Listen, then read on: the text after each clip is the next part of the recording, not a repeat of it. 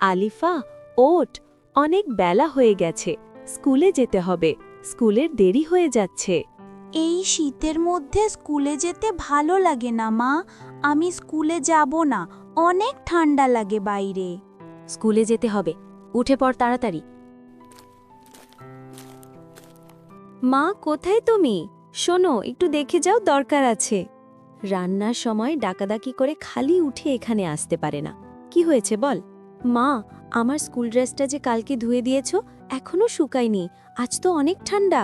ঠিক আছে বাবা, চুলার আগুনে সাবধানে শুকিয়ে দিচ্ছি, তুই এখন উঠে পড়। আজকে স্কুলে যেতে অনেক দেরি হয়ে গিয়েছে, ম্যাম অনেক বকা দিবে।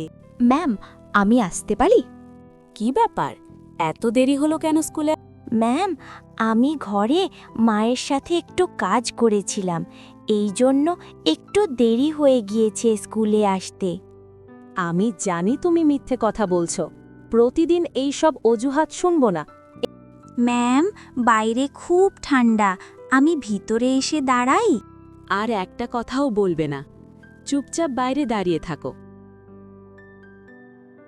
মা, আজকে আমি স্কুলে একটু দেরি করে যাওয়াতে আমাকে কান ধরে বাইরে দাঁড় করিয়ে রেখেছিল ম্যাম।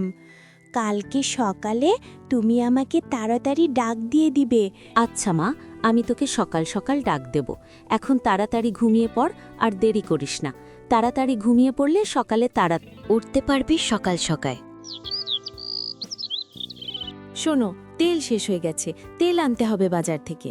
এখন এই শীতের মধ্যে? আগে যদি নিয়ে আসতে তাহলে তো এখন শীতের মধ্যে যেতে হতো না। কতবার বলি, যা দরকার সব আগেই নিয়ে আসবে, তুমি কিছু মনে রাখতে পারো না।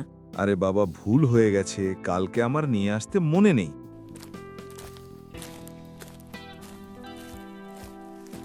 ওঠ আলিফা, ভোর হয়ে গেছে, স্কুলে যাবি? এই নে, গরম রুটি ভাজি। মা, আমাকে ডিম বেজে দিতে পারো না? জানো না, ডিম আমার খুব ভালো লাগে খেতে। আচ্ছা, কালকে আমি ডিম ভাজতে দেব। আলিফা, আজকে আর দেরি করিস না, তাড়াতাড়ি রেডি হয়ে স্কুলে চলে যা। কালকে স্বাস্থ্যের কথা মনে নেই? না বাবা, আজকে দেরি করব না, আজকে অনেক আগেই চলে যাব স্কুলে, সবার আগে আমি যাব আজ। এই আলিফা, কোথায় তুই? আমি তো চলে এসেছি, আয় তাড়াতাড়ি। আচ্ছা দাঁড়া, আসছি।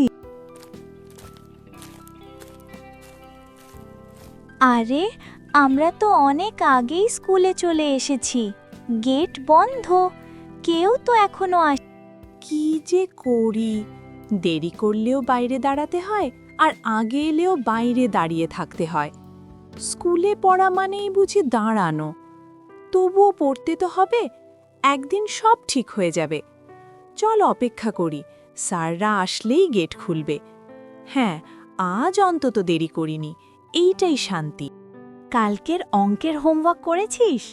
হ্যাঁ, কিন্তু শেষ অঙ্কটা কঠিন ছিল, আমার বাংলার রচনাটা লিখতেই রাত হয়ে গেছে।